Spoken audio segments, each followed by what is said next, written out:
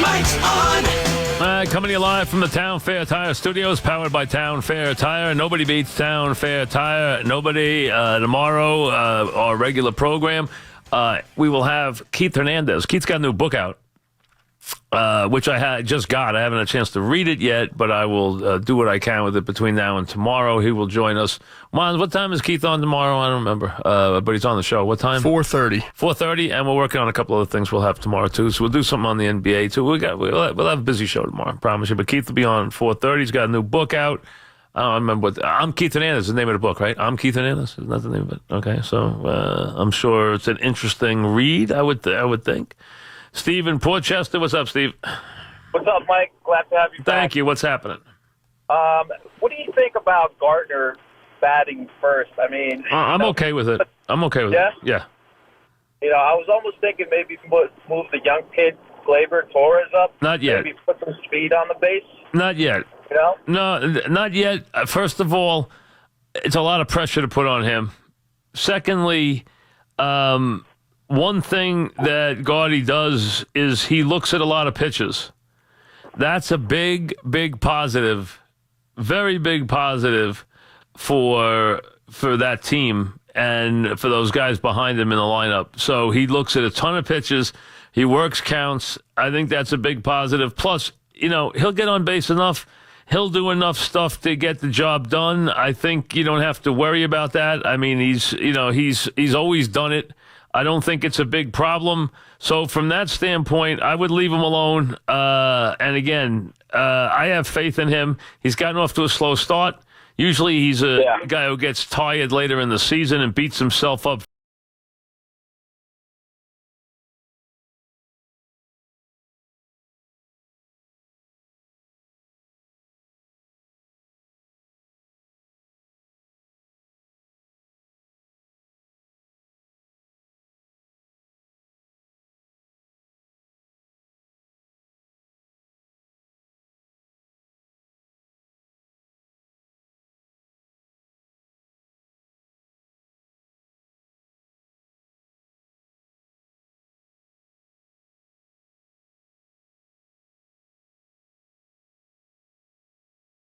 I don't expect that. I don't think that's going to happen.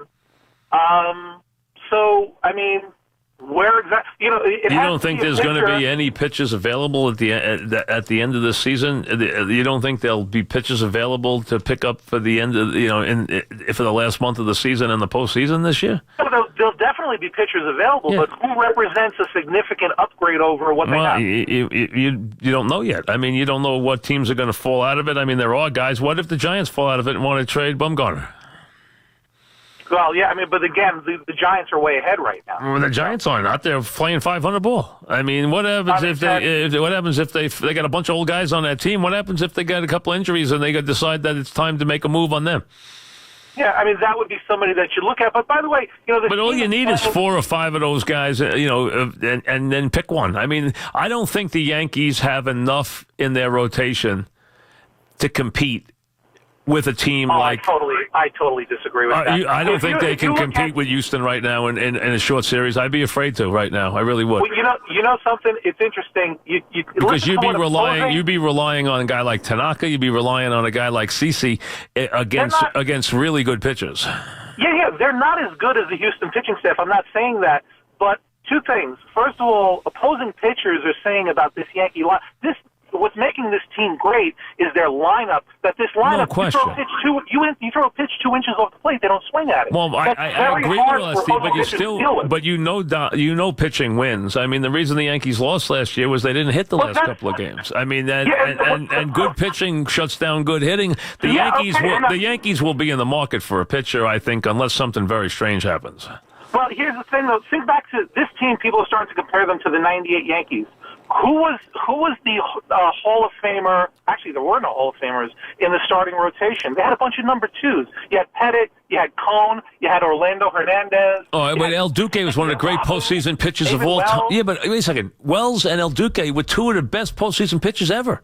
I mean, the guy's winning. El Duque did nothing during the regular season. He became a superstar in the postseason. The guy's one of the best postseason pitchers of all time. The postseason last year too. Let's see what he does in the postseason. Yeah, but you can't count on you can't say that Montgomery or CeCe or Germán is going to be able to win for you in the postseason. The Yankees will, with a team that's going to win 100 games this year, which I think they will. They are going to do everything they can to fortify their team. Plus, they have the ability to do it. They have the resources to do it, and they have the farm system to do it. They're going to go out and get a pitcher. Now, whether that guy pitches well in the postseason or not, we'll wait and see. But they're going to fortify their starting pitching. They'd be stupid not to. And there will be somebody out there that's available that they'll be able to get, and they should, because they're going to want to give themselves a better chance. Because right now, Cleveland, if they get hot, they got a better starting pitcher than the Yankees, and so does Houston. And you don't want to go in those series that way because, good pitching still stops good pitching and good hitting in the postseason. It always does. And that's fine. The Yankees got a great lineup. I totally agree with you. And their bullpen will be sound. I mean, I don't know if it's going to be overwhelming, but it's going to be sound.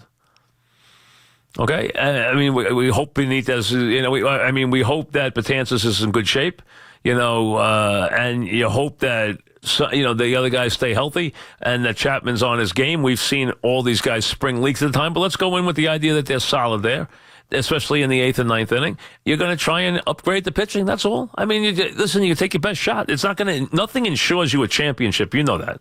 I mean, a short series, but you want to give yourself as good a chance as you can. And I think the Yankees will be in a position where they can get an improvement in their starting pitching, and I think they should. I think they'll be able to do that. Now, whether that guy comes in and does well, when you talk about El Duque and Wells were two of the great postseason pitchers. David Wells was a tremendous postseason pitcher, as was El Duque, who would sit on the beach for 11 weeks and then come back and be lights out in the postseason. He's one of the great postseason pitchers we ever saw. Steve in Long Island, what's up, Steve?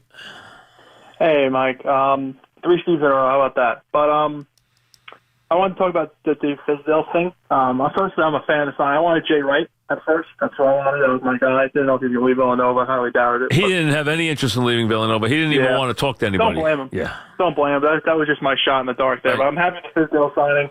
I'm not really too mad about what they did with Gasol, but, their relationship thing and Porzingis, that's on me. But my point with Fizdale is, hear me out with, there's no reason why someone can tell me that LeBron James isn't a target this summer. Well, he shouldn't be on top of their list with the Fizdale.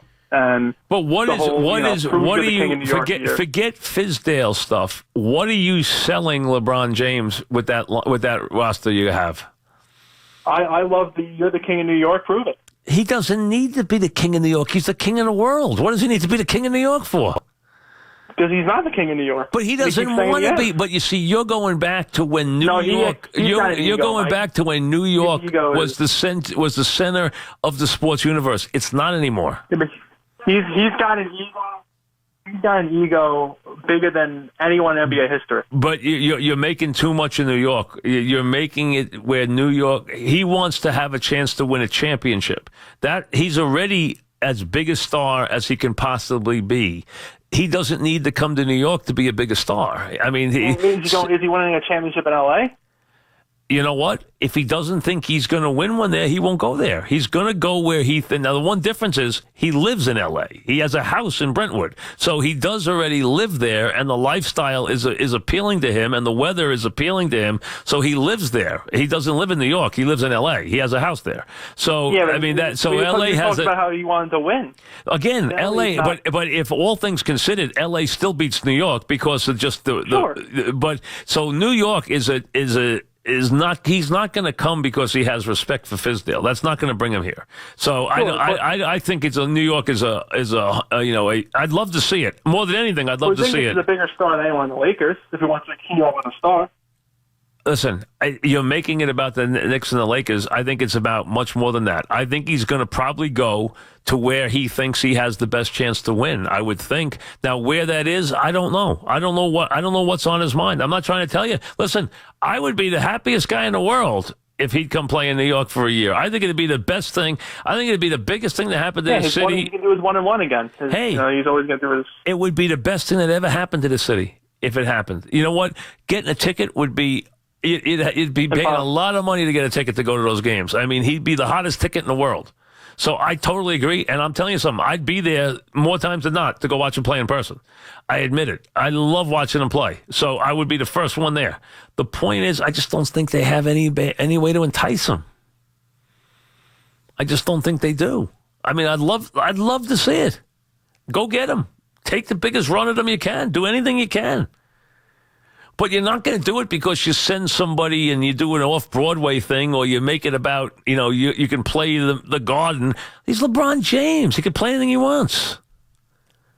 That doesn't work anymore. That's not the enticing thing that it once was, where, you come to New York and it's the star, and it's not the same anymore. It's not. You can be. He plays in Cleveland and he can't be a bigger star. So, I mean, and he played in Miami. I mean, he could play in Oklahoma City and be a big star if he wanted to. Doesn't make any difference. The cameras are going to follow him no matter where he is. All right, Yankee baseball coming up.